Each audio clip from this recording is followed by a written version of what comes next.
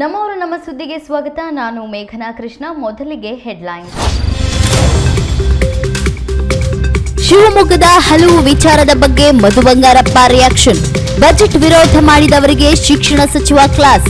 ವಿಮಾನ ನಿಲ್ದಾಣ night landing ಬಗ್ಗೆಯೂ ಮಾಹಿತಿ ಬಿಚ್ಚಿಟ್ಟ ಸಚಿವರು. ಮಧ್ಯಪ್ರಾಚ್ಯದಲ್ಲಿ ಯುದ್ಧದ ಎಫೆಕ್ಟ್. ಘಾಟಿ ಸುಬ್ರಹ್ಮಣ್ಯಕ್ಕೂ ತಟ್ಟಿದ ಎಲ್ಪಿಜಿ ಬಿಸಿ.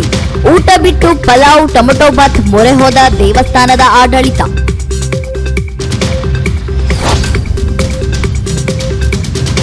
ಅಂತರ್ಧರ್ಮೀಯ ವಿವಾಹ ಸಮರ್ಥಿಸಿಕೊಂಡ ಮೋನಾಲಿಸಾ. ನಗುನಗುತ್ತಾ ಸುದ್ದಿಗೋಷ್ಠಿ ನಡೆಸಿದ ಹೊಸ ಜೋಡಿ. ಅಪ್ಪನನ್ನು ಒಪ್ಪಿಸುತ್ತೇನೆಂದ ವೈರಲ್ ಹುಡುಗಿ.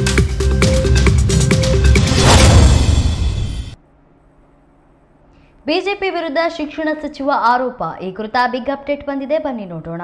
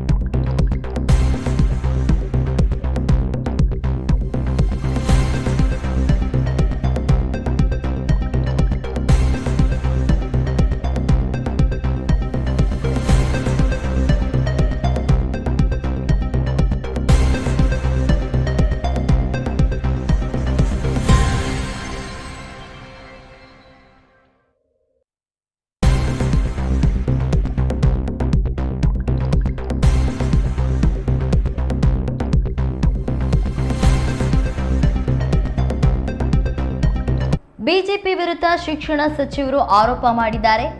ಬಿಜೆಪಿ ಅವಧಿಯಲ್ಲೇ ಹೆಚ್ಚು ಶಾಲೆಗಳು ಮುಚ್ಚಿದೆ. ಬಜೆಟ್ ವಿರೋಧ ಮಾಡಿದವರಿಗೆ ಶಿಕ್ಷಣ ಸಚಿವರು ಕ್ಲಾಸ್ ತಗೊಂಡಿದ್ದಾರೆ. ಮಾಧ್ಯಮಗಳಿಗೆ ಸಚಿವ ಮಧು ಬಂಗಾರಪ್ಪ ಪ್ರತಿಕ್ರಿಯೆಯನ್ನ ನೀಡಿದ್ದಾರೆ. ಶಿವಮೊಗ್ಗ ವಿಮಾನ ನಿಲ್ದಾಣದ ಬಗ್ಗೆಯೂ ಮಾಹಿತಿಯನ್ನ ನೀಡಿದ್ದಾರೆ. ಯಾವುದೇ ಕನ್ನಡ ಶಾಲೆ ಮುಚ್ಚಲ್ಲ ಎಂದು ಸಚಿವರು ಹೇಳಿಕೆ ನೀಡಿದ್ದಾರೆ. ಬಜೆಟ್ ವಿರುದ್ಧ ಟೀಕಾ ಟಿಪ್ಪಣಿ ಮಾಡಿದ ವಿರೋಧ ಪಕ್ಷಗಳ ವಿರುದ್ಧ ಶಿಕ್ಷಣ ಸಚಿವ ಮಧು ಬಂಗಾರಪ್ಪ ಗರಂ ಆಗಿದ್ದಾರೆ. ಇಂದು ಶಿವಮೊಗ್ಗದಲ್ಲಿ ಮಾಧ್ಯಮಗಳಿಗೆ ಉತ್ತರಿಸಿದ ಶಿಕ್ಷಣ ಸಚಿವರು, ಟೀಕಾ ಟಿಪ್ಪಣಿ ಮಾಡುವುದು ವಿರೋಧ ಪಕ್ಷದ ಕೆಲಸ. ನಾವು ಯಾವುದೇ ಕನ್ನಡ ಶಾಲೆಗಳನ್ನ ಮುಚ್ಚಿಲ್ಲ. ಶಿವಮೊಗ್ಗದ ವಿಮಾನ ನಿಲ್ದಾಣ ನೈಟ್ ಲ್ಯಾಂಡಿಂಗ್ ಕಾಮಗಾರಿಯು ವೇಗವಾಗಿ ಮುಕ್ತಾಯವಾಗ್ತದೆ ಎಂದು ಮಾಧ್ಯಮ ಪ್ರಶ್ನೆಗಳಿಗೆ ಉತ್ತರ ನೀಡಿದ್ದಾರೆ. ಈಗ ನಾನು ಒಂದು ಶಿವಮೊಗ್ಗ ಜಿಲ್ಲೆಗೆ ಹೇಳಲಿಕ್ಕೆ ಇಷ್ಟಪಡ್ತೀನಿ. ಕೆಲವು ಟೀಕಾ ಟಿಪ್ಪಣಿನೂ ಮಾಡಿದ್ದಾರೆ, ಪರವಾಗಿಲ್ಲ, ನೋ ಪ್ರಾಬ್ಲಮ್. ಯಾಕೆಂದರೆ ಅವ್ರು ಮಾಡ್ತಾರೆ. ಭಾಳ ದೊಡ್ಡ ಮಟ್ಟದ ಒಂದು ಕೆಲಸ ಕಾರ್ಯಗಳನ್ನು, ಗ್ಯಾರಂಟಿಗಳನ್ನು ಇದನ್ನೆಲ್ಲ ಕೊಟ್ಟಾಗ ಇವೆಲ್ಲವೂ ಕೂಡ ದೊಡ್ಡ ಮಟ್ಟದ ಅಭಿವೃದ್ಧಿನೇ, ಹಾಗೆ ಅಲ್ಲ. ಮನೆ ಮುಖ್ಯಮಂತ್ರಿಗಳು ಏಪ್ರಿಲ್ ಎಂಡಿಗೆ ಬರ್ತಾರೆ. ಹೆಚ್ಚುವರಿ ಇದೆ, ಇನ್ನೂ ಕೂಡ ಅವರು ಉತ್ತರ ಕೊಡೋದಿದೆ. ಮತ್ತು ಅವರು ಯಾವಾಗಲೂ ಕೂಡ ಸಪ್ಲಿಮೆಂಟ್ರಿ ಯಾವಾಗಲೂ ಕೂಡ ಆ್ಯಡ್ ಮಾಡ್ತಾ ಹೋಗ್ತಾರೆ. ನಾನೆಲ್ಲ ಸುಮಾರಷ್ಟು ಕೆಲಸಗಳನ್ನು ನಾವು ಮಾಡ್ಕೊಂಡಿರೋದು ಅದೇ ನಿಟ್ಟಿನಲ್ಲಿ. ಸೊ ಏಪ್ರಿಲ್ ತಿಂಗಳಲ್ಲಿ ಅದಕ್ಕೆಲ್ಲ ಉತ್ತರ ಕೊಡೋಣ, ಏನು ತೊಂದರೆ ಏನಿಲ್ಲ. ಶಿವಮೊಗ್ಗಕ್ಕೆ ಯಾವುದೇ ಕಾರಣಕ್ಕೂ ಅನ್ಯಾಯ ಆಗದೇ ಇರತಕ್ಕಂಥ ರೀತಿಯಲ್ಲಿ ಅದನ್ನು ಮಾಡೋಣ. ಇಕ್ಬಾಲ್ ಅವರು ಮೋಸ್ಟ್ಲಿ ಅವ್ರದ್ದೇನೋ ಕೆಲಸಗಳಾಗಲ್ಲ, ಈಗ ಆಗಿಲ್ಲ. ಈಗ ನಂದು ಅಷ್ಟೇ, ನಾನೇ ಫಸ್ಟ್ ಕನಸು ಕಟ್ಟಿದ್ದು ಶರಾವತಿಯಿಂದ ನೀರು ತರಬೇಕಂತ. ಬೇರೆಯವರೆಲ್ಲ ಚಿಕ್ಕ ಪುಟ್ಟ ಮಾಡಿಸ್ಕೊಂಡ್ರೆ ಈಗ ನಂದೊಂದೇ ಬ್ಯಾಲೆನ್ಸ್ ಇರೋದು ಇಡೀ ಜಿಲ್ಲೆಯಲ್ಲಿ. ಅದನ್ನು ನಾನು ಇನ್ನೂ ಕೂಡ ಒದ್ದಾಡ್ತಾ ಇದ್ದೀನಿ. ಅದು ಸೆಂಟ್ರಲ್ ಗೌರ್ಮೆಂಟ್ ಕನೆಕ್ಟೆಡ್ ಕೂಡ, ನಾನು ಒಬ್ಬನೇ ಮಾಡೋದಕ್ಕಾಗಲ್ಲ. ಇಂಥಲ್ಲೆಲ್ಲ ಇರ್ತವೆ. ಇಕ್ಬಾಲ್ ಅವ್ರಿಗೆ ಮನವರಿಕೆ ಮಾತಾಡ್ತಾರೆ, ಏನು ತೊಂದರೆ ಏನಿಲ್ಲ. ನೋಡಿ, ನಾನು ಒಂದು ನಿಮಿಷ, ಭಾಳಷ್ಟು ನಿಮ್ಮ ಮೀಡಿಯಾದಲ್ಲಿ ಚರ್ಚೆ ಆಗಿದೆ. ನೀವು ಎಲ್ಲಿ ಕ್ಲೋಸ್ ಆಗಿದೆ ಅಂತ ಹೇಳ್ತೀರಿ? ನಾನು ಹೇಳ್ತೀನಿ ಕೇಳಿ. BJP ಸಂದರ್ಭದಲ್ಲಿ ಹೈಯೆಸ್ಟ್ ಕ್ಲೋಸ್ ಆಗಿರೋದು, ಹಂಗೆ ಲೆಕ್ಕ ಕೊಡಬೇಕು. ನಂತರ ಇದೆ, ನಾನು ಯಾಕೆ ಅದನ್ನು ಚರ್ಚೆಗೆ ತಗೊಳ್ಳಲ್ಲ ಅಂತ ಹೇಳಿದರೆ, ಬೇರೆಯವ್ರಿಗೆ ಬ್ಲೇಮ್ ಮಾಡೋದು ನಮ್ಮ ಕೆಲಸ ಅಲ್ಲ, ನಾವು ಮಾಡೋದು ಕೆಲಸ ಇಂಪಾರ್ಟೆಂಟು. ಎಲ್ಲಿ ಹೇಳಿದ್ದೀನಿ? ವಿಧಾನಸೌಧದಲ್ಲಿ ಹೇಳಿದ ಮೇಲೆ ಇನ್ನೂ ನೀವು ಅದೇ ಪ್ರಶ್ನೆ ನೀವು ಮಾಧ್ಯಮದವ್ರು ಕೇಳಿದ್ರೆ ಅಲ್ರಿ. ಯಾರು 95ರಲ್ಲಿ ಅನುದಾನ ಕ್ಲೋಸ್ ಅಲ್ಲ, ಅದಕ್ಕೆ ಕ್ಲೋಸ್ ಅಂತ ಹೇಳಲ್ಲ. ಅದಕ್ಕೆ ಅನುದಾನಕ್ಕೆ ಒಳಪಡಿಸೋದಕ್ಕೆ ಮನೆ ಮುಖ್ಯಮಂತ್ರಿಗಳು ಈಗಲೂ ಕೂಡ ಬರ್ಗೂರವರು, ನಾವು ಮತ್ತು ನಮ್ಮ ಪುರುಷೋತ್ತಮ್ ಬಿಳಿಮಲೆ ಅವರು, ಬಿಳಿಮಲೆ ಅವರು, ಮತ್ತು ಮೊನ್ನೆ ಇವ್ರಿಗೂ ಮಾತಾಡಿದೆ ನಾನು, ಮೈಸೂರು ನಮ್ಮ ದೇವನೂರು ಅವ್ರಿಗೆ. ಅವ್ರಿಗೂ ಕೂಡ ಮೊನ್ನೆ ಫೋನಲ್ಲಿ, ಯಾಕೆಂದ್ರೆ ಅವ್ರಿಗೆ ಹುಷಾರಿಲ್ಲ, ಫೋನಲ್ಲಿ ಮಾತಾಡಿದೆ, ಅವ್ರಿಗೆ ಹೇಳಿದೆ ಸ್ವಲ್ಪ ಇದು ಒತ್ತಡ ಹಾಕಬೇಕಂತ. ನಾನು ಅದನ್ನು ಮೋಸ್ಟ್ಲಿ ಹೆಂಗಾರು ಮಾಡಿ ಸ್ಯಾಂಕ್ಷನ್ ಮಾಡಿಸ್ಕೊತೀನಿ, ಅಟ್ಲೀಸ್ಟ್ ಒಂದು 5 ಇಯರ್ಸಿಗೆ ಕೊಡಿ ಅಂತ ಹೇಳಿ. ಅದು ನನ್ನ ಆಸೆ, ಅದು ಆಗಬೇಕು. ಕನ್ನಡ ಉಳಿಸೋದಕ್ಕೆ ಆ ಕೆಲಸ ಆಗಬೇಕಂತೆ, ಸರ್ಕಾರದಿಂದ ಆಗುತ್ತೆ ಅಂತ ವಿಶ್ವಾಸ ಈಗಲೂ ಕೂಡ ಇದೆ. ನೋಡೋಣ, ಅದು ಮಾಡಿಕೊಡ್ತೀನಿ ಅದನ್ನು. ಬಟ್ ನಾವು ಯಾವುದು ಕ್ಲೋಸ್ ಅಲ್ಲ, ಅದು ಅನುದಾನಕ್ಕೆ ಒಳಪಡಿಸೋದು. ಓಕೆನಾ? ಹಾಂ, ಇಲ್ಲ ನಾನು ಹೇಳ್ತೀನಲ್ಲ, ಈಗಲೂ ಕೂಡ ಇದನ್ನು ಕ್ಲೋಸ್ಡ್ ಅಲ್ಲ, ಚರ್ಚೆ ಆಗಬೇಕು. ಇನ್ನು CM ಅವರು ಉತ್ತರ ಕೊಡಬೇಕು, ಅದರೊಳಗೆ ನಾನು ಸೇರಿಸ್ತಕ್ಕಂಥ ವ್ಯವಸ್ಥೆನ ಮಾಡ್ತೀನಿ. ನನ್ನ ಇಲಾಖೆಯಿಂದ ಅದೊಂದೇ ಬ್ಯಾಲೆನ್ಸ್ ಇರೋದು, ಇನ್ನೆಲ್ಲದೂ ಸರಿ ಇದೆ. ಅದು ಒಂದಕ್ಕೆ ಭಾಳ ನಾನು ಕೂಡ ಒತ್ತಡ ಕೊಡ್ತೀನಿ. ಆದರೆ ಏನೇ ಆದ್ರೂ ಆರ್ಥಿಕ ಇಲಾಖೆ ನನ್ನ ಕೈಯಲ್ಲಿ ಬರಲ್ಲ. ಮನೆ ಮುಖ್ಯಮಂತ್ರಿಗಳು ಕೂಡ ಎಲ್ಲ ಥರದ್ದು ನೋಡಿ ಮಾಡಬೇಕಾಗತ್ತೆ. ಬಟ್ ಇದು ನನ್ನ ಅವಶ್ಯಕತೆ ಇದೆ ಅಂತೇಳಿ ಭಾವಿಸ್ತೀನಿ. ಅದನ್ನ ಮನೆ ಮುಖ್ಯಮಂತ್ರಿಗಳು ಕೂಡ ನಾನು ಕನ್ವಿನ್ಸ್ ಮಾಡ್ತಕ್ಕಂಥ ರೀತಿಯಲ್ಲಿ ನಾನು ಹೋಗ್ತೀನಿ. ನಾನು ನಿಮಗೆ ಹೇಳಿದ್ದೀನಿ ಮುಂಚೆನೂ ಕೂಡ, ಅದು ಹಾಗೆ ಆಗುತ್ತೆ, ನಾನು ಮಾಡಿಸ್ತೀನಿ. ಅದು ಅಲ್ಲ, ಕಾಮಗಾರಿ ಸ್ಟಾರ್ಟ್ ಆಯಿತು, ದುಡ್ಡು ಕೊಟ್ಟಾಯಿತು, ಎಲ್ಲ ಆಯಿತು. 3 ಮಂತ್ಸಲ್ಲಿ ಮುಗಿಸ್ತಾರೆ. 6 ಮಂತ್ಸಲ್ಲಿ. ನಾನು ಅವರಿಗೆ ಕಾಂಟ್ರಾಕ್ಟ್ರಿಗೂ ನಾನೇ ಮಾತಾಡಿ, ಇಂಜಿನಿಯರ್ಸ್ಗೂ ಮಾತಾಡಿ, ಇಲ್ಲ ನೀವು ಬೇಗ ಮುಗಿಸ್ಬೇಕು ಅಂತ ಹೇಳಿದ್ರೆ, ಅವ್ರು ಏನು ಟೈಮ್ ಕೊಟ್ಟಿದ್ದಾರೆ ಅದಕ್ಕಿಂತ ಮುಂಚೆ ಮುಗಿಸ್ತೀನಿ ಅಂದಿದ್ದಾರೆ. ಅದು 100% ಆಗುತ್ತೆ, ನೋ ಪ್ರಾಬ್ಲಮ್. ಏಪ್ರಿಲ್ ಎಂಡು ಅಂತ ಹೇಳಿದ್ದಾರೆ, ಮಾರ್ಚ್ ಎಂಡಿಗೆ ಅಂತ ಹೇಳಿದರು. ಬಟ್ ಈಗ ಅಧಿವೇಶನ ಇದೆಲ್ಲ ಇರೋದ್ರಿಂದ ಆಮೇಲೆ ನನಗೆ ಅನಿಸುತ್ತೆ ಮೋಸ್ಟ್ಲಿ ಏಪ್ರಿಲ್ ಎಂಡಿಗೆ ಟೈಮ್ ಕೊಡ್ತಾರೆ. ಆವಾಗಲೇ ಇಡೀ ರಾಜ್ಯದ ನಾವೆಲ್ಲ ರೆಡಿ ಮಾಡ್ಕೋತಾ ಇದ್ವಿ. ಟೆಂಡರ್ ಪ್ರೋಸೆಸ್ಸು ಮತ್ತು DPRಸು ಎಲ್ಲ ರೆಡಿ ಆಗ್ತಾಯಿದೆ. ಮೋಸ್ಟ್ಲಿ ನನ್ನ ಪ್ರಕಾರ ಏಪ್ರಿಲ್ ಎಂಡಿಗೆ. ನೀವು ಬಜೆಟಲ್ಲೂ ನೋಡಿದ್ರಿ 3500 ಕೋಟಿ ಅದಕ್ಕೆ ಮೀಸಲಾಗಿದೆ. ಎಲ್ಲ ಕಡೆನೂ ಆಗುತ್ತೆ. ಸುಮಾರು ಆಲ್ಮೋಸ್ಟ್ ಇನ್ಕ್ಲೂಡಿಂಗ್ ಮೈನಾರಿಟಿ ಸೇರಿದರೆ ಅಬೌಟ್ 1000 ಸ್ಕೂಲ್ಸ್ ಆಗುತ್ತೆ. ಮೈನಾರಿಟಿಯವರು ಫಂಡ್ ಕೊಡ್ತಾ ಇದ್ದಾರೆ ಎಕ್ಸ್ಟ್ರಾ. ಅದು ಹೋಗಿ ಕೆಲಸ ಮಾಡ್ತೀವಿ, ಪಕ್ಷ ಹೋಗಿ ಗೆಲ್ತೀವಿ, ಕೆಲಸ ಮಾಡಿ. ಅಲ್ಲ ಅದೆಲ್ಲ ಪಕ್ಷ ತೀರ್ಮಾನ ಮಾಡ್ತಾರೆ. ಮಲ್ಲಿಕಾರ್ಜುನ್ ಅವರು ಏನು ಕೇಳಿಲ್ಲ. ಪಕ್ಷ ಏನು ತೀರ್ಮಾನ ಮಾಡ್ತಾರೆ, ಪಕ್ಷ ಏನು ತೀರ್ಮಾನ ಮಾಡುತ್ತೆ ಎಲ್ಲರೂ ಕೂಡ ಕೇಳೋ ಹಕ್ಕು ಅವ್ರಿಗಿರ್ತದೆ. ಎಲ್ಲರಿಗೂ ಕೊಟ್ಟ ಮೇಲೆ ಎಲ್ಲರೂ ಕೂಡ ಗೆಲ್ಸೋ ಹಕ್ಕು ನಮ್ಮದು, ಗೆಲ್ಸೋ ಕರ್ತವ್ಯ ನಮ್ಮದು. ಅದನ್ನು ಮಾಡ್ತೀವಿ, ಅದನ್ನು ಗೆದ್ದು ಮಾಡ್ತೀವಿ. ಒಂದು ಚಿಕ್ಕದಾಗಿ ಮೀಟಿಂಗ್ ಮಾಡಿದ್ವಿ, ಅದನ್ನ ಮತ್ತೆ ನೆಕ್ಸ್ಟ್ ವೀಕಿಗೆ ಹಾಕ್ಕೊಂಡಿದ್ದಾರೆ. ಅಲ್ಲಿ ಹೋಗೋಣ. 25 ಜನ ಶಾಸಕರು ಸಪರೇಟ್ ಸಭೆ ಮಾಡಿರ್ತದೆ ಬೇಳೂರು ಗೋಪಾಲಕೃಷ್ಣ. ಏನು ಅದು ಗೊತ್ತು, ಅದೆಲ್ಲ ಹೇಳಿದರು, ನಾವೆಲ್ಲ ಮಾಡ್ತೀವಿ ಅಂತ. ಮಾಡೋದು ಒಳ್ಳೇದು, ಅದು ಏನು ತೊಂದರೆ ಏನಿಲ್ಲ. ಹೊಸಬರಿಗೆ ಅವಕಾಶ ಸಿಗಬೇಕು, ನಾವು ಭಾಳ ಸಲ ಅಲ್ಲ ಮಾಡಲಿ, ಅದೆಲ್ಲ ಒತ್ತಡವನ್ನು ತರಬೇಕು. ದೇಶದಲ್ಲಿ LPG ಕೊರತೆ, ಈ ಕುರಿತ ಬಿಗ್ ಅಪ್ಡೇಟ್ ಬಂದಿದೆ, ಬನ್ನಿ ನೋಡೋಣ.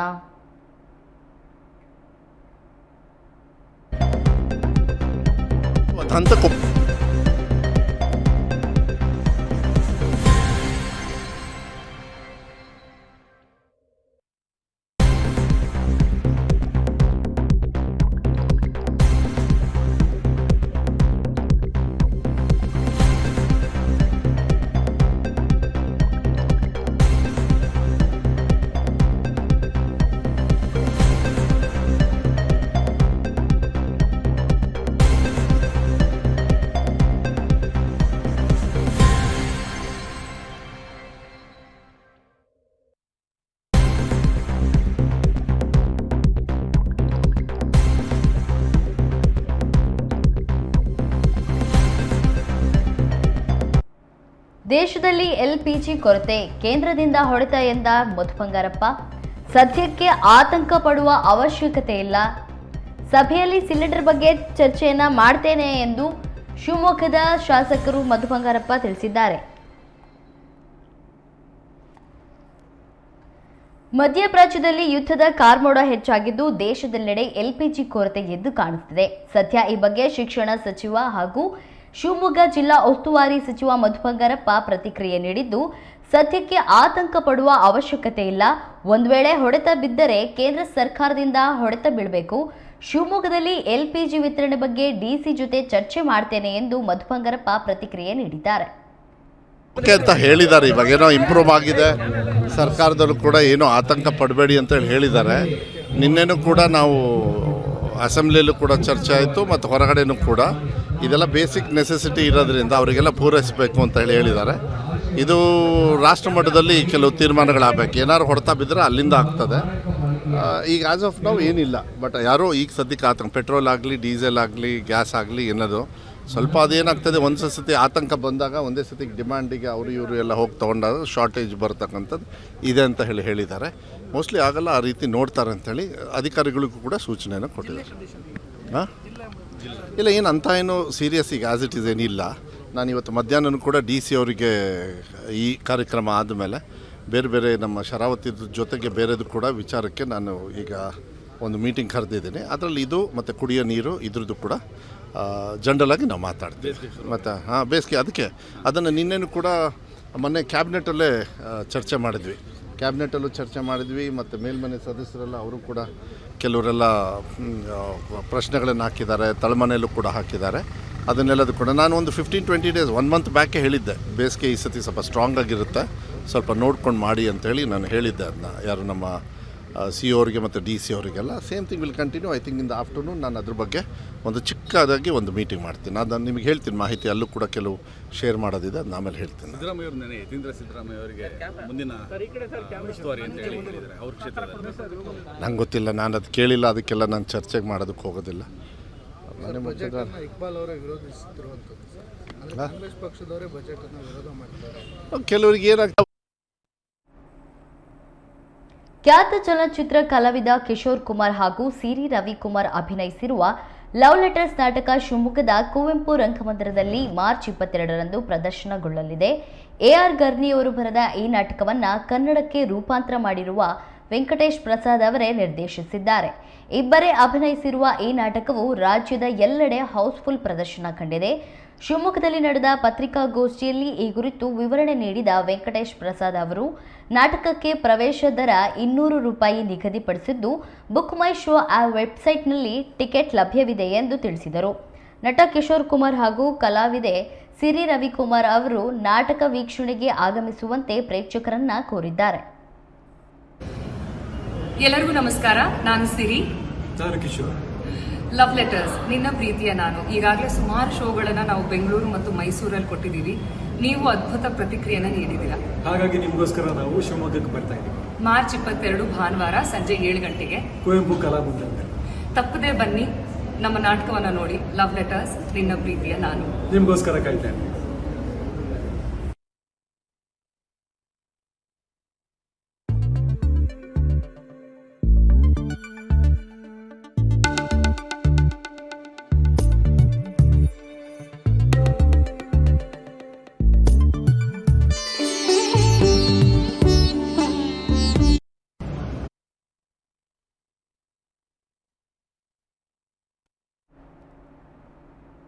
ಹೊಳೆಹೊನ್ನೂರು ಪಟ್ಟಣದ ಗಾಂಧಿ ಸರ್ಕಲ್ ಬಳಿ ನೂತನವಾಗಿ ನಿರ್ಮಿಸಲಾಗಿದ್ದ ಇಂದಿರಾ ಕ್ಯಾಂಟೀನ್ ಉದ್ಘಾಟನೆ ಮಾಡಲಾಯಿತು. ಶಿಕ್ಷಣ ಸಚಿವ ಮಧು ಬಂಗಾರಪ್ಪ ಈ ಕ್ಯಾಂಟೀನ್ ಉದ್ಘಾಟಿಸಿ ನಂತರ ಇಂದಿರಾ ಕ್ಯಾಂಟೀನ್ನಲ್ಲಿ ತಯಾರಾದ ರುಚಿಯಾದ ಖಾದ್ಯ ಸವಿದಿದ್ದಾರೆ. ಇನ್ನು ಈ ಸಂದರ್ಭದಲ್ಲಿ ಸ್ಥಳೀಯ ಶಾಸಕಿ ಶಾರದಾ ಪುರಿಯ ನಾಯ್ಕ್, ಜಿಲ್ಲಾಧಿಕಾರಿ ಪ್ರಭುಲಿಂಗ ಕವಳಿಕಟ್ಟಿ ಸೇರಿ ಅನೇಕ ಅಧಿಕಾರಿಗಳು ಹಾಜರಿದ್ದರು. ನಂತರ ಕಾರ್ಯಕ್ರಮದಲ್ಲಿ ಮಾತನಾಡಿದ ಶಿಕ್ಷಣ ಸಚಿವರು, ಜಿಲ್ಲೆಗೆ 16 ಇಂದಿರಾ ಕ್ಯಾಂಟೀನ್ ಮಂಜೂರಾಗಿದೆ. ಅದರಲ್ಲಿ ಇದು 12ನೇ ಕ್ಯಾಂಟೀನ್ ಎಂದು ತಿಳಿಸಿದರು. ಇನ್ನು ಕಾರ್ಮಿಕ ವರ್ಗ, ಆರ್ಥಿಕವಾಗಿ ಹಿಂದುಳಿದ ವರ್ಗಕ್ಕೆ ಅತ್ಯಂತ ಅನುಕೂಲವಾಗಿರುವ ಇಂದಿರಾ ಕ್ಯಾಂಟೀನ್ ಅನ್ನು ಸದ್ಬಳಕೆ ಮಾಡಿಕೊಂಡು ಸಹಕರಿಸಬೇಕು ಎಂದು ಶಾಲಾ ಶಿಕ್ಷಣ ಮತ್ತು ಸಾಕ್ಷರತಾ ಇಲಾಖೆ ಹಾಗೂ ಜಿಲ್ಲಾ ಉಸ್ತುವಾರಿ ಸಚಿವರಾದ ಎಸ್ ಮಧು ಬಂಗಾರಪ್ಪ ತಿಳಿಸಿದರು.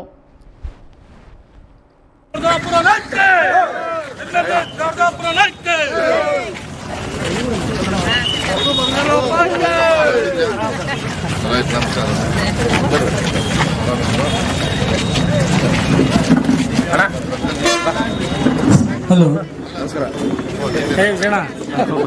ಹಲೋ,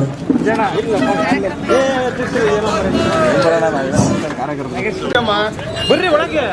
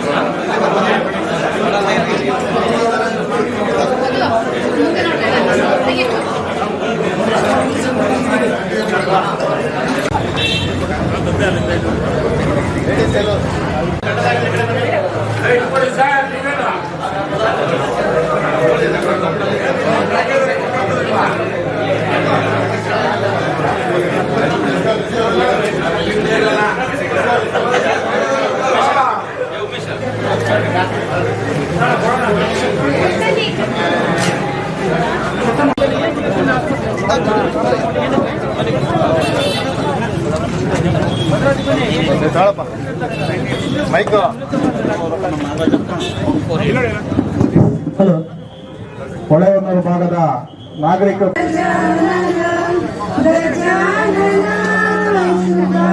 ಟ್ರಾನ್ಸ್ಪೋರ್ಟೇಷನ್ ಅವ್ರಿಗೆ ಮಾತಾಡಿದ್ದೀನಿ. ನಮ್ಮ ಆಫೀಸರ್ಸ್ ಕೂಡ ಇದು ಮಾಡ್ತಾರೆ. ದಯವಿಟ್ಟು ಈ ಕಡೆ ಭಾಗದ ಜನರು ನೀವು ಶಿವಮೊಗ್ಗದ ಕಡೆ ಹೋದ್ರೆ ನಾನು ಮುಖಂಡರು ಹೇಳ್ತೀನಿ, ಶಾರದಕ್ಕವ್ರಿಗೂ ಅಷ್ಟೇ ದಯವಿಟ್ಟು ಅಕ್ಕ ಅವ್ರಿಗೆ ಮಾತಾಡಿದ್ದೀನಿ. ಟ್ರಾನ್ಸ್ಪೋರ್ಟ್ ನೀವೇನಿಲ್ಲ ಒಂದು ಮಾತು ಹೇಳಿದರೆ ಅದೇನಂತ ಮತ್ತೇನಾದ್ರು ಸಮಸ್ಯೆ ಇದ್ದರೆ ನಾನು ಅದನ್ನ ಮತ್ತೆ ಹೇಳ್ತೀನಿ. ನಾನು ಅದನ್ನು ಹೇಳಿದ್ದೀನಿ, ಅದನ್ನೊಂದು ಮೀಟಿಂಗ್ ಮಾಡಿ ಸರಿ ಮಾಡಿಕೊಡ್ತೀನಿ ಅಂತ ಹೇಳಿದ್ದಾರೆ. ಈ ಕಡೆ ಭಾಗದ ಜನರಿಗೆ ಸ್ವಲ್ಪ ಮಾತಾಡ್ಕೊಳ್ಳಿ ಅಂತ ಹೇಳಿ. ಯಾಕಂದರೆ ಪಾಪ ನಿಮಗೆ ಅಲ್ಲಿ ಹೋಗ್ಬಿಟ್ರೆ ನಿಮಗೆ ಅಲ್ಲಿಂದ ಇಲ್ಲಿಗೆ ಬರೋದಕ್ಕಾಗೋದಿಲ್ಲ, ಭಾಳ ಕಷ್ಟ.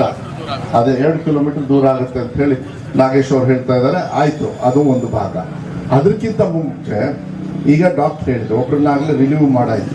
ನನ್ನ ಕ್ಷೇತ್ರದಲ್ಲೂ ಇದೇ ಪ್ರಾಬ್ಲಮ್ ಆಗಿದೆ. ಅದು ಹೊಸ ಕಾನೂನು ಏನೋ ದಿನೇಶ್ ಗುಂಡೂರಾವ್ ಅವರು ಏನೋ ಒಳ್ಳೇದು ಮಾಡಬೇಕು ಅಂತ ಹೇಳಿದ್ರು. ಆದರೆ ಸ್ವಲ್ಪ ಅದು ಜನರಿಗೆ ಮತ್ತು ಶಾಸಕರಿಗೆ ಸಾಮಾನ್ಯ ಜನರಿಗೂ ತೊಂದರೆ ಆಗ್ತಕ್ಕಂಥದ್ದು ಎದ್ದು ಕಾಣಿಸ್ತಾ ಇದೆ.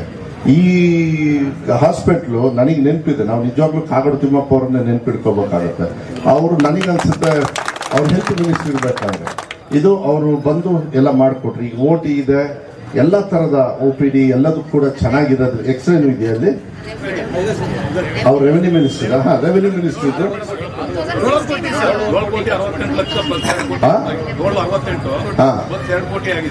7 ಕೋಟಿ ಪ್ಲಸ್ 7.6 ಪ್ಲಸ್ ಈಗ 2 ಕೋಟಿನೂ ಕೂಡ ಆಗಿದೆ. ಶವಾಗಾರ ಎಲ್ಲ ಆಗಿದೆ ಅಂತ ಹೇಳ್ತಾರೆ. ಇದನ್ನು ಉಳಿಸ್ಕೊಳ್ಬೇಕಾಗುತ್ತೆ. ಅದನ್ನ ನಾವು ಜವಾಬ್ದಾರಿ ತಗೊಳ್ತೀವಿ. ನೀವು ಧೈರ್ಯವಾಗಿದ್ದೀವಿ. ಮತ್ತೆ ಡಾಕ್ಟರ್ನು ಕೂಡ ನಿನ್ನೆ ಶಾರದಕ್ಕವರು ಕೂಡ ಅಸೆಂಬ್ಲಿಯಲ್ಲಿ ಪ್ರಶ್ನೆ ಹಾಕಿದ್ರು. ಇವ್ರ ಥರನೇ ಎಲ್ಲರೂ ಹಾಕ್ಯಾರ, ಮೇಲ್ಮನೆಯಲ್ಲೂ ಕೂಡ ಕೆಳಮನೆಯಲ್ಲೂ ಕೂಡ ಇದು ನಡೀತಾನೆ ಇದೆ ದಿನ. ಆದ್ರೆ ನಿನ್ನೆ ಅವ್ರ ಪ್ರಶ್ನೆ ಉತ್ತರಕ್ಕೆ ನಿನ್ನೆ ದಿನೇಶ್ ಗುಂಡೂರಾವ್ ಅವರು ಇರಲಿಲ್ಲ, ಆದ್ರೆ ಚರ್ಚೆ ನಡೀತು.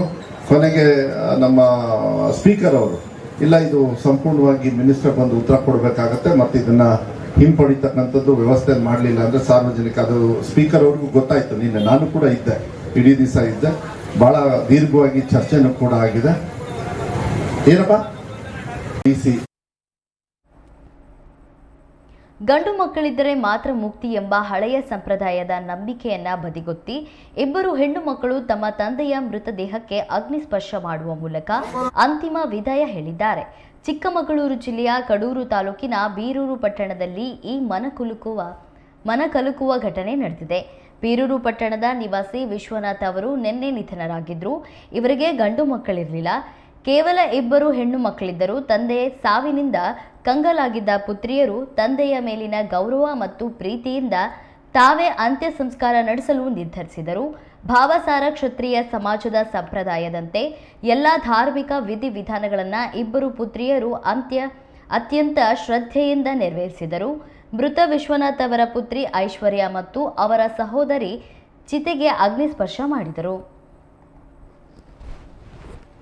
जय राम राम राम जय जय राम राम राम जय जय राम राम राम जय जय राम जय जय राम जय जय राम राम जय जय राम जय जय राम जय जय राम राम जय जय राम राम राम जय जय राम राम जय जय राम राम जय बोलो हनुमान की राम कृष्ण जानकी जय बोलो हनुमान की राम कृष्ण जानकी राम जय जय राम जय जय राम जय जय राम जय जय राम जय जय राम जय जय राम जय जय राम जय जय राम जय जय राम जय जय राम राम जय जय राम जय जय राम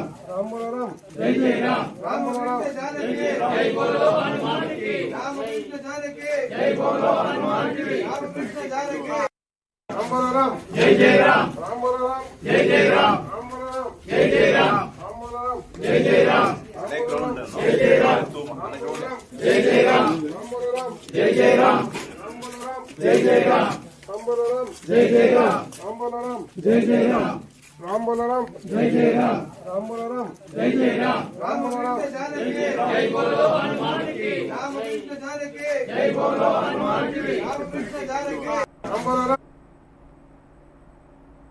ಇರಾನ್ ಇಸ್ರೇಲ್ ಯುದ್ಧದ ಎಫೆಕ್ಟ್ ಕರ್ನಾಟಕದಲ್ಲಿರುವ ಘಾಟಿ ಸುಬ್ರಹ್ಮಣ್ಯ ದೇವಾಲಯಕ್ಕೂ ತಟ್ಟಿದೆ.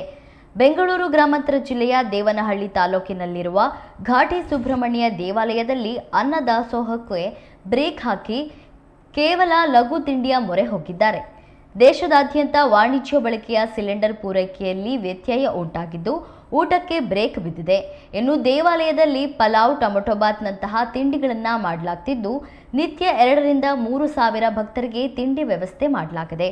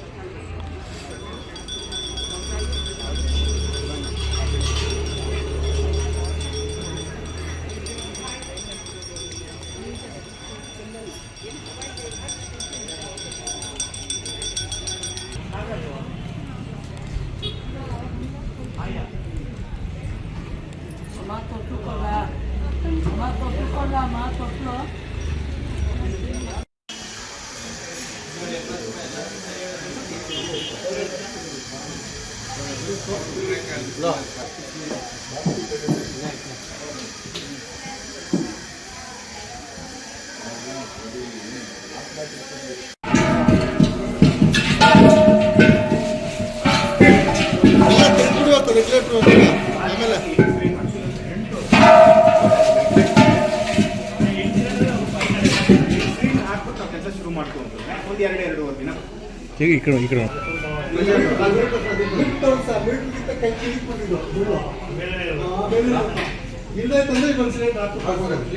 ಏನಂದ್ರೆ ನಮ್ಗೆ ಬೇಗ ಆಗುತ್ತೆ ಕೆಲಸ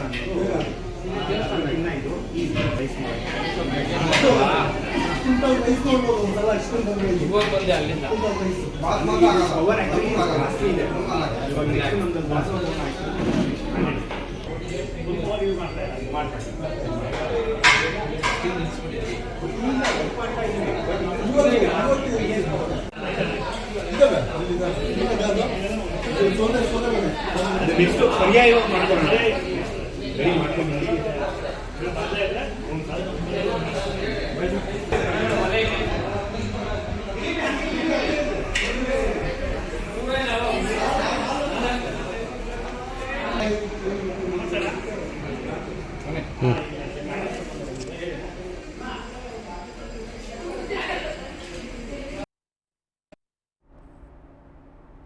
ಫಸ್ಟ್ ರ್ಯಾಂಕ್ ರಾಜು ಸಿನಿಮಾ ಮೂಲಕ ಗಮನ ಸೆಳೆದ ನಟ ಗುರುನಂದನ್ ಅವರು ಈಗ ತಮ್ಮ ಅಸಮಾಧಾನ ಹೊರಹಾಕಿದ್ದಾರೆ.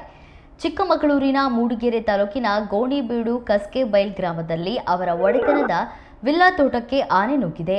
ಇಡೀ ಗ್ರಾಮಕ್ಕೆ ಪ್ರತಿ ಬೇಸಿಗೆಯಲ್ಲೂ ಇದೇ ಪರಿಸ್ಥಿತಿ ನಿರ್ಮಾಣ ಆಗ್ತಿದೆ ಎಂದಿರುವ ಅವರು ಅರಣ್ಯ ಇಲಾಖೆ ಎಚ್ಚೆತ್ತುಕೊಂಡಿಲ್ಲ ಎಂದು ನಟ ಗುರುನಂದನ್ ಬೇಸರ ಹೊರಹಾಕಿದ್ದಾರೆ. 40 ರಿಂದ 50 ಆನೆಗಳು ಬರುತ್ತವೆ, ನಾಡಿಗೆ ಬಂದು ಅವು ಹಾಳು ಮಾಡ್ತಿವೆ. ಶಾಸಕರು, ಅರಣ್ಯ ಇಲಾಖೆಯವರು ಕ್ರಮ ಕೈಗೊಳ್ಳಬೇಕು ಎಂದು ಅವರು ಕೋರಿದ್ದಾರೆ.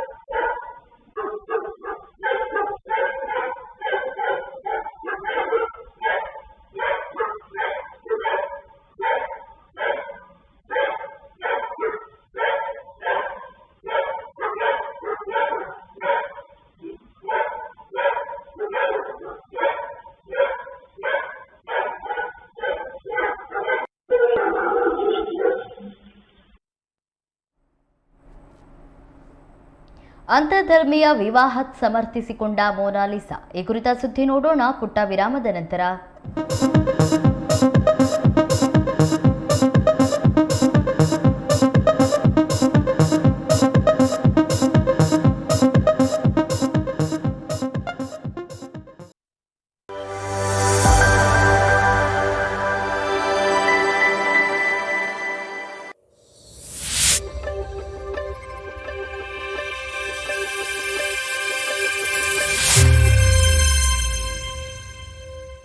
ನಿಮ್ಮೂರಿನಲ್ಲಿ ಸಮಸ್ಯೆಗಳು ಇವೆಯಾ? ಸಂಬಂಧಪಟ್ಟವರ ಗಮನಕ್ಕೆ ತಂದ್ರೂ ಪ್ರಯೋಜನವಾಗಿಲ್ವೇ? ಹಾಗಾದ್ರೆ ನೀವು ಮಾಡಬೇಕಾಗಿರೋ ಕೆಲಸ ಇಷ್ಟೇ. ನಿಮ್ಮೂರಿನ ಸಮಸ್ಯೆ ಕುರಿತು ವಿಡಿಯೋ ಮಾಡಿ ಸ್ವಲ್ಪ ಮಾಹಿತಿ ನೀಡಿ. ಆ ವಿಡಿಯೋವನ್ನ ಈ ನಂಬರ್ಗೆ ಕಳುಹಿಸಿಕೊಡಿ. 9900218866. ನಿಮ್ಮ ಸಮಸ್ಯೆಗೆ ನಾವು ಧ್ವನಿಯಾಗುತ್ತೇವೆ. ವಾಟ್ಸ್ಆಪ್ ವರದಿಗಾರ. ವಿಶ್ವವಿಖ್ಯಾತ ಜೋಗ ಜಲಪಾತ, ಆಗುಂಬೆಯ ವೈಭವ,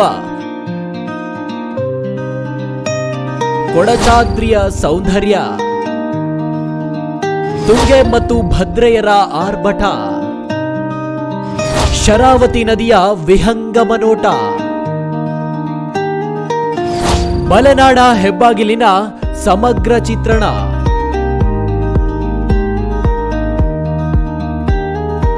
ಈಸೂರಿನ ಹೋರಾಟದ ಕಿಚ್ಚು, ಸಮಾಜವಾದಿ ನೆಲಗಟ್ಟು ರಾಜಕೀಯ ಶಕ್ತಿ ಕೇಂದ್ರ. ಮಲೆನಾಡಿನ ಸಮಗ್ರ ಸುದ್ದಿಗಳಿಗಾಗಿ ಕನ್ನಡ ಮೀಡಿಯಂ 24x7 ವೀಕ್ಷಿಸಿ.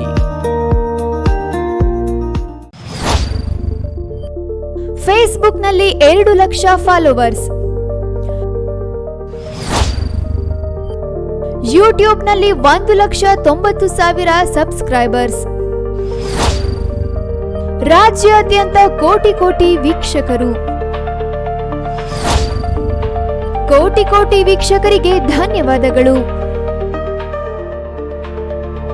ನಿಮ್ಮ ಕನ್ನಡ ಮೀಡಿಯಂ 24x7.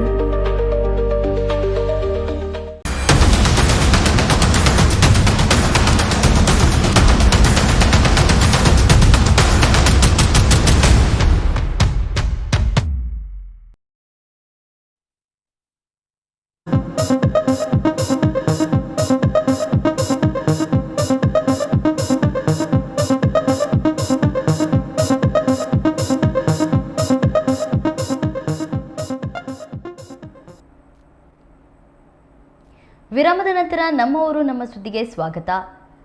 2025ರ ಮಹಾಕುಂಭಮೇಳದಲ್ಲಿ ಕಾಣಿಸಿಕೊಂಡ ನಂತರ ರಾಷ್ಟ್ರವ್ಯಾಪಿ ಖ್ಯಾತಿ ಪಡೆದ ಮೊನಾಲಿಸಾ ಭೋಸ್ಲೆ ನಟ ಫರ್ಮಾನ್ ಖಾನ್ ಅವರೊಂದಿಗೆ ತಮ್ಮ ಅಂತರ್ಧರ್ಮೀಯ ವಿವಾಹವನ್ನ ಸಮರ್ಥಿಸಿಕೊಂಡರು. ಇಂದೋರ್ ಮೂಲದ ಈಕೆ ಲವ್ ಜಿಹಾದ್ ಆರೋಪಗಳನ್ನು ತಳ್ಳಿ ಹಾಕಿದರು ಮತ್ತು ಅವರಿಬ್ಬರು ತಮ್ಮ ಧರ್ಮವನ್ನ ಮತಾಂತರಿಸಲಿಲ್ಲ ಎಂದು ಪ್ರತಿಪಾದಿಸಿದ್ದಾರೆ. ತಿರುವನಂತಪುರಂನಲ್ಲಿ ಮಾಧ್ಯಮಗಳನ್ನುದ್ದೇಶಿಸಿ ಮಾತನಾಡಿದ ಮೋನಾಲಿಸಾ ಭೋಸ್ಲೆ, ಖಾನ್ ಅವರನ್ನ ಮದುವೆಯಾಗುವ ನಿರ್ಧಾರವು ಸಂಪೂರ್ಣವಾಗಿ ತನ್ನದೇ ಆಗಿತ್ತು. ಅವರ ಆರಂಭಿಕ ಹಿಂಜರಿಕೆ ಹೊರತಾಗಿಯೂ ಅವರು ಮದುವೆಗೆ ಒತ್ತಾಯಿಸಿದ್ರು ಎಂದು ಹೇಳಿದರು. ನನ್ನ ಪೋಷಕರು ನನ್ನ ಸ್ವಂತ ಚಿಕ್ಕಮ್ಮನ ಮಗನನ್ನ ಮದುವೆಯಾಗಬೇಕೆಂದು ಬಯಸಿದ್ರು. ಆದರೆ ನನಗೆ ಆ ಜೋಡಿ ಇಷ್ಟವಾಗಲಿಲ್ಲ. ನಾನು ಅವರನ್ನ ಮದುವೆಯಾಗಲು ಆಯ್ಕೆ ಮಾಡಿಕೊಂಡೆ ಎಂದು ಅವರು ಹೇಳಿದರು. ತನ್ನ ತಂದೆ ತನ್ನೊಂದಿಗೆ ಕೇರಳಕ್ಕೆ ಪ್ರಯಾಣ ಬೆಳೆಸಿದ್ರು. ಆದರೆ ಸಮಾರಂಭದಲ್ಲಿ ಭಾಗವಹಿಸಿಲ್ಲ ಮತ್ತು ಈ ನಿರ್ಧಾರ ಬಗ್ಗೆ ಇನ್ನೂ ಅಸಮಾಧಾನಗೊಂಡಿದ್ದಾರೆ ಎಂದು ಅವರು ಹೇಳಿದರು. ಅವರು ನನ್ನೊಂದಿಗೆ ಇಲ್ಲಿಗೆ ಬಂದರು, ಆದರೆ ಅವರು ಈಗ ಸ್ವಲ್ಪ ಕೋಪಗೊಂಡಿದ್ದಾರೆ. ನಾವು ನಂತರ ಅವರನ್ನ ಮನವೊಲಿಸುವ ಪ್ರಯತ್ನ ಮಾಡ್ತೇವೆ ಎಂದು ಹೇಳಿದ್ದಾರೆ. और हमारी जो शादी हुई है वो हिंदू रीति रिवाज में हुई है। वैसे तो ये मेरे से शादी करना नहीं चाहता था, लेकिन मैंने खुद इनसे जबरदस्ती शादी किया। मेरे मम्मी पापा घर पे मेरी दूसरे से शादी करवाना चाहते थे, तो मुझे वो लड़का अच्छा नहीं लगा। बुआ का लड़का था वो, क्योंकि बुआ के लड़के से मैं शादी करूँगी तो मेरा भाई लगा। इनसे मैं सोची कि मैं नहीं शादी करूँगी। पापा साथ में ही आए थे मेरे पापा,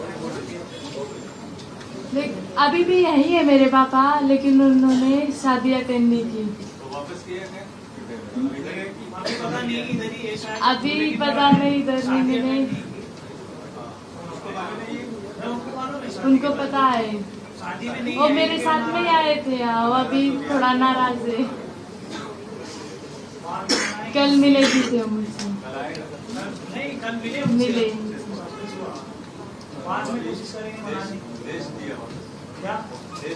और मैंने शादी की है हिंदू रीति रिवाज में, और वो तो सब लफ्ज़ याद बोल रहे हैं, ऐसा कुछ भी नहीं है। आर्टिस्ट है, हमारे लिए सब धर्म एक ही है। मैं सब धर्म को एक ही मानती हूँ, कोई सा भी धर्म मेरा धर्म है। धर्म है, मैं मुस्लिम धर्म में आज भी हूँ, ऐसा कुछ नहीं है। हमने दोनों में से किसी ने भी कोई धर्म नहीं बदला है, ना कोई कन्वर्ट किया है। उसी ने यह काम कर रहा है। मैं भी ये भी एक्टर हूँ। मैं भी एक्टर भी छोटा छोटा काम करता हूँ सिनेमा में। अभी मलयालम में भी करता हूँ, हिंदी में तमिल में भी थोड़ा थोड़ा काम करता हूँ। मलयालम में अभी एक नया फिल्म आने वाला है, जोशवा सर डायरेक्टर है उसके, वो अभी एक चालू होने वाला है। और सर ऐसा नहीं है, मैंने हिंदू रीति रिवाज से शादी की है। मोनालिसा हिंदू है, मैंने उसकी खुशी, जो जैसे मोनालिसा बोलेगी मैं उसी तरीके से किया, क्योंकि मैं उसकी खुशी चाहता हूँ, उससे प्यार करता हूँ। तो ऐसा कुछ नहीं है, प्यार में ऐसा कुछ नहीं होता कि कन्वर्ट करना ही जरूरी है कि मैं हिंदू बन जाऊँ या मुसलमान बन जाए, ऐसा कुछ नहीं है। सब धर्म बराबर है। मैं क्या, मैं उत्तर प्रदेश से, यूपी में उत्तर प्रदेश से ही है, डिस्ट्रिक्ट, हाँ बागपत डिस्ट्रिक्ट से, बागपत डिस्ट्रिक्ट से। लेकिन अभी इसमें इश्यू है वो नहीं है ना आपका एज ग्रुप। हाँ एज ग्रुप, एज मैं आपको दिखा देता हूँ। देखो ये मोनालिसा का आधार कार्ड है, इसमें आप एज देख सकते हो 1/1/2000। वो आधार कार्ड हमारे पास है। ओके। उनका नाम तो पहला मोनी को नहीं, मोनालिसा भोसले। पहले से ही मेरा नाम है मोनालिसा भोसले। और ये सब पुलिस, यहाँ की सरकार ने बहुत मदद की, उनका भी बहुत बहुत धन्यवाद। हम लोग पूछ रहे कि आपका जो रिकॉर्ड्स है, आपका जो बर्थ सर्टिफिकेट या जो भी रिकॉर्ड्स आपका पास है, उसमें आपका नाम क्या है? मोनालिसा भोसले। मोनालिसा भोसले मेरा सरनेम है भोसले। लेकिन इसमें आधार कार्ड में मोनालिसा है इसका।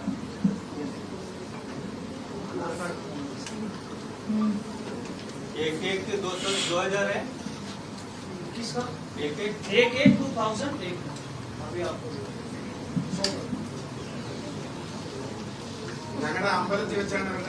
सर ये इसका बर्थ सर्टिफिकेट है, आप देख लो इसका बर्थ सर्टिफिकेट है। इसमें 1/1/2008 हाँ बर्थ सर्टिफिकेट भी है। किधर का है वो? ये अरे बोलिए। ये बर्थ सर्टिफिकेट है उनका, उन्हीं जहाँ से जहाँ उनका जन्म हुआ लोग देख सकते हैं। अच्छा वो कौन सा सर्टिफिकेट, कौन सा जगह का है?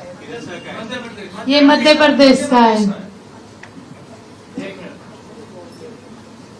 तो ऐसा कुछ नहीं है, ये अडल्ट है। आधार कार्ड ಮೈಸೂರು ಜಿಲ್ಲೆಯ ನಂಜನಗೂಡು ತಾಲೂಕಿನ ಹೊಳ್ಳವಾಡಿ ಗೇಟ್ ಬಳಿ ಚಿರತೆಯೊಂದು ಪ್ರತ್ಯಕ್ಷವಾಗಿದ್ದು ಜನವಸತಿ ಪ್ರದೇಶಕ್ಕೆ ನುಗ್ಗಿ ಸಾಕು ಪ್ರಾಣಿಗಳ ಮೇಲೆ ದಾಳಿ ನಡೆಸುತ್ತಿದೆ. ಮಧ್ಯರಾತ್ರಿ ಫಾರ್ಮ್ ಹೌಸ್ ಮುಂದಕ್ಕೆ ನುಗ್ಗಿದ ಚಿರತೆ ನಾಯಿಯನ್ನ ಎಳೆದುಕೊಂಡು ಹೋಗಲು ಯತ್ನಿಸಿದ ಘಟನೆ ಸ್ಥಳೀಯರಲ್ಲಿ ಭೀತಿ ಹುಟ್ಟಿಸಿದೆ. ಹೊರಳವಾಡಿ ಗೇಟ್ ಸಮೀಪವಿರುವ ಗಿರೀಶ್ ಎಂಬುವರಿಗೆ ಸೇರಿದ ಅಬಿ ಫಾರ್ಮ್ ಹೌಸ್ಗೆ ಮಧ್ಯರಾತ್ರಿ ಚಿರತೆ ನುಗ್ಗಿದೆ. ಅವರು ಸಾಕಿರುವ ನಾಯಿಯ ಮೇಲೆ ಏಕಾಏಕಿ ದಾಳಿ ನಡೆಸಿ ಎಳೆದುಕೊಂಡು ಹೋಗಲು ಪ್ರಯತ್ನಿಸಿದೆ. ಚಿರತೆ ದಾಳಿ ಮಾಡುತ್ತಿದ್ದಂತೆ ಫಾರ್ಮ್ ಹೌಸ್ ಮಾಲೀಕರು ಮತ್ತು ಸಿಬ್ಬಂದಿ ಜೋರಾಗಿ ಕೂಗಾಡಿದ್ದಾರೆ. ಕಿರುಚಾಟ ಮತ್ತು ಶಬ್ದಕ್ಕೆ ಹೆದರಿದ ಚಿರತೆ ನಾಯಿಯನ್ನ ಬಿಟ್ಟು ಅಲ್ಲಿಂದ ಓಡಿ ಹೋಗಿದೆ. ಚಿರತೆಯು ಫಾರ್ಮ್ ಹೌಸ್ ಆವರಣದಲ್ಲಿ ಓಡಾಡುತ್ತಿರುವ ಮತ್ತು ನಾಯಿಯ ಮೇಲೆ ದಾಳಿ ನಡೆಸುತ್ತಿರುವ ದೃಶ್ಯಗಳು ಅಲ್ಲಿನ ಸಿಸಿ ಕ್ಯಾಮೆರಾದಲ್ಲಿ ಸ್ಪಷ್ಟವಾಗಿ ಸೆರೆಯಾಗಿವೆ. ಹೊರಳವಾಡಿ ಗ್ರಾಮದ ಸುತ್ತಮುತ್ತ ಕಳೆದ ಹಲವು ದಿನಗಳಿಂದ ಚಿರತೆ ಓಡಾಡ್ತಿದೆ. ಈ ಬಗ್ಗೆ ಅರಣ್ಯ ಇಲಾಖೆ ಹಲವು ಬಾರಿ ದೂರು ನೀಡಿ ಬೋನು ಇಡುವಂತೆ ಮನವಿ ಮಾಡಿದ್ರೂ ಅಧಿಕಾರಿಗಳು ಯಾವುದೇ ಕ್ರಮ ಕೈಗೊಂಡಿಲ್ಲ ಎಂದು ಗ್ರಾಮಸ್ಥರು ಆಕ್ರೋಶ ವ್ಯಕ್ತಪಡಿಸಿದ್ದಾರೆ. ಯಾರಾದರೂ ಪ್ರಾಣ ಕಳೆದುಕೊಂಡ ಮೇಲೆ ಅಧಿಕಾರಿಗಳು ಎಚ್ಚೆತ್ತುಕೊಳ್ತಾರೆಯೇ ಎಂದು ಗ್ರಾಮಸ್ಥರು ಪ್ರಶ್ನಿಸಿದ್ದಾರೆ.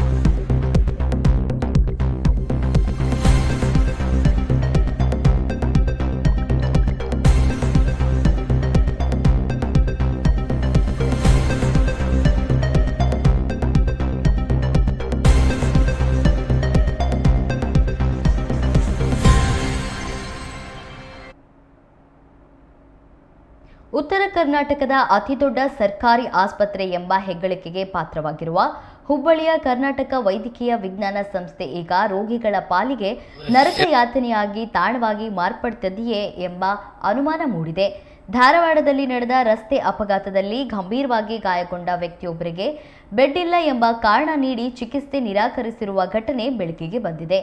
ಧಾರವಾಡದಲ್ಲಿ ನಡೆದ ಭೀಕರ ರಸ್ತೆ ಅಪಘಾತದಲ್ಲಿ ವ್ಯಕ್ತಿಯೊಬ್ಬರು ಗಂಭೀರವಾಗಿ ಗಾಯಗೊಂಡಿದ್ರು.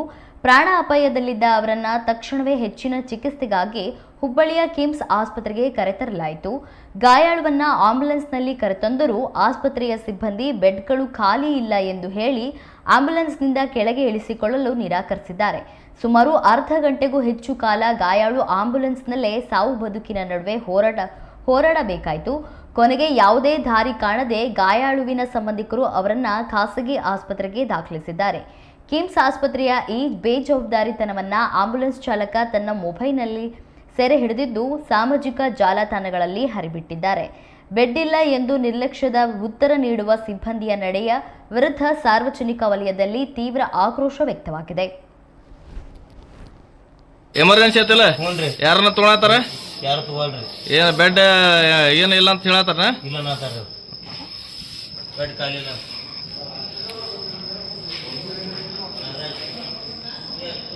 ಅಂಬು ಪೇಷಂಟ್ ಐತಿ ಯಾರು ಬರತ್ತಿಲ್ಲ ಇನ್ನು ಮಟ ಬೆಡ್ ಇಲ್ಲ ಅದ ಬೆಡ್ ಇಲ್ಲ ಅದ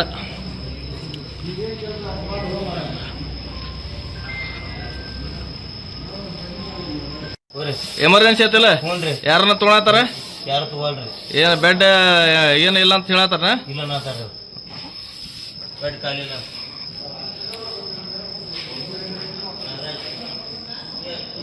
ಅಂಬು ಪೇಷಂಟ್ ಐತಿ ಯಾರು ಬರತ್ತಿಲ್ಲ ಇನ್ನು ಮಟ ಬೆಡ್ ಇಲ್ಲ ಅದ ಬೆಡ್ ಇಲ್ಲ ಅದ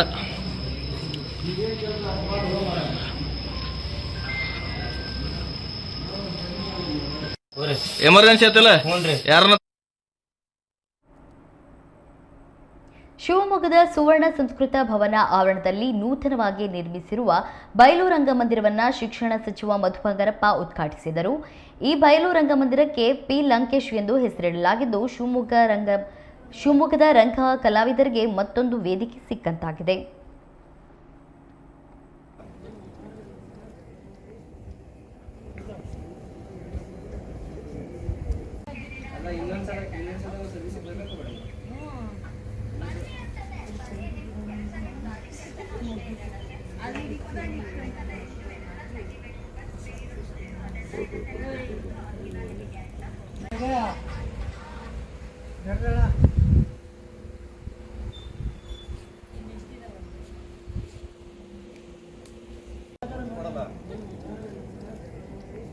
ಶಾಸ್ತ್ರ ಬಲ್ಲವರಲ್ಲ ವಾದ ಮಾಡಿ ಗೊತ್ತೇ ಇಲ್ಲ ನನಗೇನೆ ಹುಡುಗರನೆಲ್ಲ ಮಾಡಗೇನೆ ಹುಡುಗರನೆಲ್ಲ ಊರಲ್ಲೆಲ್ಲ ಕಾಣಬೇಡ ಮೊದಲಿಗೆ ಬಾಗುವೆ ಗಣಪ ಭಕ್ತಿಯುಳ್ಳ ಪೂಜೆಯ ಮಾಡಿ ಮೊದಲಿಗೆ ಬಾಗುವೆ ಗಣಪ ಗಿಡ ಮರಗಳ ತೂಗಿದಂಗೆ ಮಧುರಂಗದಿಂದ ನಮ್ಮ ಮಧುರಂಗದಿಂದ ನಮ್ಮ ಕಷ್ಟಗಳ ದೂರ ಮಾಡು ಶಾಸ್ತ್ರ ಬಲ್ಲವರಲ್ಲ ವಾದ ಮಾಡಿ ಗೊತ್ತೇ ಇಲ್ಲ ನನಗೇನೆ ಹುಡುಗರನೆಲ್ಲ ಮಾಡಗೇನೆ ಹುಡುಗರನೆಲ್ಲ ಊರಲ್ಲೆಲ್ಲ ಕಾಣದೆ. ಪರಿಸರ ಮಾರಕ ಶರಾವತಿ ಪಂಪ್ಡ್ ಸ್ಟೋರೇಜ್ ಯೋಜನೆಯಿಂದಾಗುವ ದುಷ್ಪರಿಣಾಮಗಳ ವಿರುದ್ಧ ಪರಿಸರಕ್ಕಾಗಿ ನಾವು ಮತ್ತು ರಾಷ್ಟ್ರಭಕ್ತರ ಬಳಗದ ಸಂಯುಕ್ತಾಶ್ರಯದಲ್ಲಿ ಮಾರ್ಚ್ 24ರಿಂದ ಮಾರ್ಚ್ 25ರ ಬೆಳಗ್ಗೆಯವರೆಗೆ ಅಹೋರಾತ್ರಿ ಧರಣಿ ಹಮ್ಮಿಕೊಳ್ಳಲಾಗಿದೆ ಎಂದು ರಾಷ್ಟ್ರಭಕ್ತ ಬಳಗದ ಸಂಚಾಲಕ ಹಾಗೂ ಮಾಜಿ ಡಿಸಿಎಂ ಈಶ್ವರಪ್ಪ ತಿಳಿಸಿದ್ದಾರೆ. ಶಿವಮೊಗ್ಗದ ನೆಹರು ಕ್ರೀಡಾಂಗಣದ ಮುಂಭಾಗ ಅಹೋರಾತ್ರಿ ಧರಣಿ ಸತ್ಯಾಗ್ರಹ ಹಮ್ಮಿಕೊಳ್ಳಲಾಗಿದ್ದು, ಈ ಯೋಜನೆಯಲ್ಲಿ 16,000ಕ್ಕೂ ಹೆಚ್ಚು ಮರಗಳನ್ನು ಕಡಿಯುವ ಪ್ರಸ್ತಾಪವಿದೆ. ಅಮೂಲ್ಯ ವನ್ಯಜೀವಿಗಳ ಆವಾಸ ಸ್ಥಾನವಾಗಿರುವ ಈ ಪ್ರದೇಶಕ್ಕೆ ಧಕ್ಕೆ ಬರುತ್ತಿದೆ. ಭೂಕುಸಿತ, ಜಲಮಾಲಿನ್ಯ, ನದಿ ಕಣಿವೆಗಳಲ್ಲಿ ಹುಳು ತುಂಬಿಕೊಳ್ಳುವ ಸಾಧ್ಯತೆ ಹೆಚ್ಚಾಗಿದೆ. ಅಲ್ಲದೆ ಅಳಿವಿನಂಚಿನಲ್ಲಿರುವ ಸಿಂಹಬಾಲದ ಸಿಂಗಳಿಕ, ಕಾಳಿಂಗ ಸರ್ಪ, ಮಂಗಟ್ಟೆ ಹಕ್ಕಿ ಹಾಗೂ ಅಪರೂಪದ ಔಷಧಿ ಸಸ್ಯಗಳ ತಾಣವಾಗಿರುವ ಪಶ್ಚಿಮ ಘಟ್ಟ ಪ್ರದೇಶದ ಈ ಪ್ರದೇಶದಲ್ಲಿ ವನ್ಯಜೀವಿ ಕಾಯ್ದೆ 1972ರ ಸ್ಪಷ್ಟ ಉಲ್ಲಂಘನೆ ಈ ಯೋಜನೆಯಿಂದ ಆಗುತ್ತಿದೆ ಎಂದು ದೂರಿದ್ದಾರೆ. ನಮಗೆ ಆಶ್ಚರ್ಯ ಮತ್ತು ನೋವು ತಂದಿರುವುದು ಅಂದರೆ ರಾಜ್ಯ ಸರ್ಕಾರ ಕೆಪಿಸಿ ಅಧಿಕಾರಿಗಳ ಮೇಲೆ ಒತ್ತಡ ತಂದಿರೋದು. ಯಾವ ಕಾರಣಕ್ಕೂ ಕೂಡ ಇವರೆಲ್ಲ ಎಕ್ಸ್ಪರ್ಟ್ಸು ಏನೇನು ಅನ್ಯಾಯ ಆಗತ್ತೆ ಅನ್ನೋಂಥದಕ್ಕೆ 32 ಅಂಶಗಳನ್ನು ಇಟ್ಟು ಇದಕ್ಕೆ ಈ ಪ್ರಶ್ನೆಗಳಿಗೆ ಉತ್ತರ ಕೊಡಿ ಅಂತ ರೈಟಿಂಗ್ ಅಲ್ಲಿ ಕೊಟ್ಟಿದ್ದಾರೆ. ಆದರೆ ನಿನ್ನೆ ಕೆಪಿಸಿ ಅಧಿಕಾರಿಗಳೇ ಮಾತಾಡ್ತಿದ್ದಾರೆ ಮೊಬೈಲಲ್ಲಿ ಹಾಕೊಂಡು. ಯಾವ ಕಾರಣಕ್ಕೂ ಕೂಡ ಉತ್ತರ ಕೊಡಬೇಡಿ ಅನ್ನೋಂಥದ್ದನ್ನು ಅವ್ರು ಹೇಳಿದ್ದು ನಂಗೆ ತುಂಬ ನೋವಾಗಿದೆ. ವಿರೋಧ ಮಾಡ್ತಾ ಇದ್ದಾರೆ.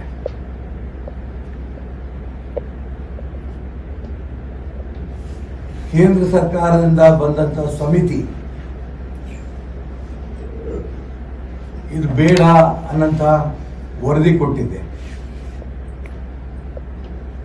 ನಾಗರಿಕರು 69,000ಕ್ಕೂ ಹೆಚ್ಚಿಗೆ 65,000ಕ್ಕೂ ಹೆಚ್ಚಿಗೆ ನಾಗರಿಕರು ನೇರವಾಗಿ ಲಿಖಿತವಾಗಿ ಇದು ಬೇಡ ಅಂತ ಬರೆದುಕೊಟ್ಟಿದ್ದಾರೆ. ಯಾದಕ್ ಹಠ 10,000 ಕೋಟಿಯನ್ನ ಲೂಟಿ ಮಾಡೋದಕ್ಕೆ ಏನೇ ನಷ್ಟ ಆದ್ರೂ ಕೂಡ ನಾನು ತಯಾರ್ ಅನ್ನಂತ ಪ್ರಯತ್ನ ಕರ್ನಾಟಕ ರಾಜ್ಯದ ಇಂಧನ ಸಚಿವರಾದ ಜಾರ್ಜ್ ಅವರು ಮಾಡ್ತಾ ಇದ್ದಾರೆ ಅನ್ನಂತ ಅನುಮಾನ ಎಲ್ರಿಗೂ ಬರ್ತಾ ಇದೆ. ಈಗಾಗಲೇ ಕೆಪಿಸಿ ಅವರಿಗೆ ತುಂಬಾ ಸ್ಪಷ್ಟವಾಗಿ ಹೈಕೋರ್ಟ್ನಲ್ಲಿ ಒಂದು ರೀತಿ ಛೀಮಾರಿಯಾಗಿದೆ. ಜೂನ್ 10ನೇ ತಾರೀಕು ಇದ್ರ ಬಗ್ಗೆ ವಿವರ ಬನ್ನಿ, ಅಲ್ಲಿ ತನಕ ಏನೂ ಒಂದು ಹೆಜ್ಜೆನೂ ಮುಂದಿಡಬೇಡಿ ಅನ್ನೋಂಥ ಮಾತನ್ನು ಹೇಳಿರ್ಬೇಕಾದ್ರೆ ಕೋರ್ಟ್ಗೂ ಕೂಡ ತುಂಬಾ ಸ್ಪಷ್ಟವಾಗಿ ಮನವರಿಕೆ ಆಗ್ತಾ ಇದೆ ಈ ಯೋಜನೆ ಒಳ್ಳೆಯದಲ್ಲ ಅಂತ. ಹಾಗಾಗಿ ಈಗಾಗಲೇ ಪೂರ್ಣ ವಿವರವನ್ನ ಶ್ರೀಯುತ ಕುಮಾರಸ್ವಾಮಿಯವರು, ಶ್ರೀಯುತ ಶ್ರೀಪತಿಯವರು ಮತ್ತು ಶ್ರೀಕಾಂತ್ ಅವರು ತುಂಬಾ ಸ್ಪಷ್ಟವಾಗಿ ಹೇಳಿದ್ದಾರೆ. ನಾನು ಇನ್ನು ವಿವರಕ್ಕೆ ಹೋಗಲ್ಲ. 24ನೇ ತಾರೀಕಿನ ಕಾರ್ಯಕ್ರಮ ಇದು ರಾಜ್ಯ ಸರ್ಕಾರದ ಮೇಲೆ ಒತ್ತಡ ತರೋದಕ್ಕೆ, ಕೇಂದ್ರ ಸರ್ಕಾರ ಇದನ್ನು ಗಮನಿಸಬೇಕು ಅನ್ನೋದಕ್ಕೋಸ್ಕರ ಅಹೋರಾತ್ರಿ ಧರಣಿ. ಎಲ್ಲ ಸಂಘ ಸಂಸ್ಥೆಗಳು ಕೂಡ ತಮ್ಮ ಬ್ಯಾನರ್ಗಳು ತರಬೇಕು. ಅಹೋರಾತ್ರಿ ಧರಣಿ ಸಂದರ್ಭದಲ್ಲಿ ಅವ್ರ ಬ್ಯಾನರ್ಗಳು ಹಾಕೋಬೇಕು, ಧರಣಿ ಕೂರಬೇಕು ಮತ್ತು ಬಹಳ ಮುಖ್ಯ, ಅತಿ ಹೆಚ್ಚು ಪರಿಸರವಾದಿಗಳು ಪಶ್ಚಿಮ ಘಟ್ಟ ಉಳಿಬೇಕು ಅನ್ನೋಂಥ ಅಪೇಕ್ಷೆ ಪಡೋರು ಈ ಒಂದು ಕಾರ್ಯಕ್ರಮದಲ್ಲಿ ಭಾಗವಹಿಸಬೇಕು. ಇದು ನನ್ನ ಪ್ರಾರ್ಥನೆ. ಮೊಬೈಲ್ ಸ್ವಿಚ್ ಆಫ್ ಮಾಡಬೇಕು. ಅಂದರೆ ಅಧಿಕಾರಿಗಳ ಮೇಲೆ ಜಾರ್ಜ್ ಅವರು ಒತ್ತಡ ಜಾಸ್ತಿ ಆಗಿದೆ, ಅದಕ್ಕೋಸ್ಕರ ಯಾವುದೇ ಕಾರಣಕ್ಕೂ ಕೂಡ ಉತ್ತರ ಕೊಡಬೇಡಿ, ಇದು ಅವರ ಅಪೇಕ್ಷೆ. ಆದರೆ ಈಗಾಗಲೇ ಶಿವಮೊಗ್ಗದ ಮನೋಹರ್ ಸೇರಿ 3 ಜನ ಹೈಕೋರ್ಟ್ ಅಲ್ಲಿ ಈಗಾಗಲೇ ಅರ್ಜಿ ಹಾಕಿದ್ದಾರೆ, ಸ್ಟೇ ಕೊಟ್ಟಿದ್ದಾರೆ ಕೋರ್ಟ್. ಅವರೆಲ್ಲ ವಕೀಲರಿಗೆ ಏನೇನು ಅಂಶಗಳನ್ನು ಕೊಡಬೇಕು ಎಲ್ಲ ಅಂಶಗಳನ್ನು ಕೂಡ ಕೊಟ್ಟಿದ್ದಾರೆ. ನಾವು ಇವತ್ತೇನು 32 ಪ್ರಶ್ನೆಗಳನ್ನ ಕೆಪಿಸಿನವರಿಗೆ ಅಧಿಕಾರಿಗಳು ಕೇಳಿದೀವಿ, ಅವ್ರಿಗೆ ಈಗ ಕೊಡಲ್ಲ ಅನ್ನೋಂಥ ರೂಪದಲ್ಲಿ ಬಂದಿದ್ದಾರೆ. ಅದನ್ನು ಈ 3 ಜನ ಯಾರು IPL ಹಾಕಿದ್ದಾರೆ ಅವ್ರ ಮುಖಾಂತರ ಆ ಪ್ರಶ್ನೆಗಳನ್ನ ಸಂಬಂಧಪಟ್ಟ ವಕೀಲರ ಮುಖಾಂತರ ಕೋರ್ಟಲ್ಲಿ ನಾವು ಪ್ರಶ್ನೆಗಳು ಮಾಡಿಸ್ತೇವೆ. ಮತ್ತೊಮ್ಮೆ ರಾಜ್ಯ ಸರ್ಕಾರಕ್ಕೆ ಛೀಮಾರಿಯಾಗಂತ ಪರಿಸ್ಥಿತಿ ಬರುತ್ತೆ. ಒಟ್ಟಾರೆ ಈ ಒಂದು ಪ್ರಾಜೆಕ್ಟ್ ಇದು ಪರಿಸರ ಹಾನಿ ಆಗ್ತಾ ಇರೋಂಥ ಪ್ರಾಜೆಕ್ಟು, ಜನವಿರೋಧಿ ಪ್ರಾಜೆಕ್ಟ್ ಆಗಿದೆ. ಈ ಪ್ರಾಜೆಕ್ಟ್ ಆಗೋದಕ್ಕೆ ಯಾವುದೇ ಕಾರಣಕ್ಕೂ ಕೂಡ ಪರಿಸರಕ್ಕೆ ನಾವು ಮತ್ತು ರಾಷ್ಟ್ರಭಕ್ತ ಬಳಗ ಯಾವ ಕಾರಣಕ್ಕೂ ಬಿಡಲ್ಲ. ಮುಗಿಯೋ ತನಕನೂ ಕೂಡ ಈ ಪ್ರಾಜೆಕ್ಟ್. ಇದೀಗ ಮತ್ತೊಮ್ಮೆ ಹೆಡ್ಲೈನ್ಸ್. ಶಿವಮೊಗ್ಗದ ಹಲವು ವಿಚಾರದ ಬಗ್ಗೆ ಮಧು ಬಂಗಾರಪ್ಪ ರಿಯಾಕ್ಷನ್. ಬಜೆಟ್ ವಿರೋಧ ಮಾಡಿದವರಿಗೆ ಶಿಕ್ಷಣ ಸಚಿವ ಕ್ಲಾಸ್. ವಿಮಾನ ನಿಲ್ದಾಣ ನೈಟ್ ಲ್ಯಾಂಡಿಂಗ್ ಬಗ್ಗೆಯೂ ಮಾಹಿತಿ ಬಿಚ್ಚಿಟ್ಟ ಸಚಿವರು. ಮಧ್ಯಪ್ರಾಚ್ಯದಲ್ಲಿ ಯುದ್ಧದ ಎಫೆಕ್ಟ್, ಘಾಟಿ ಸುಬ್ರಹ್ಮಣ್ಯಕ್ಕೂ ತಟ್ಟಿದ LPG ಬಿಸಿ. ಊಟ ಬಿಟ್ಟು ಪಲಾವ್, ಟೊಮೆಟೊ ಬಾತ್ ಮೊರೆ ಹೋದ ದೇವಸ್ಥಾನದ ಆಡಳಿತ.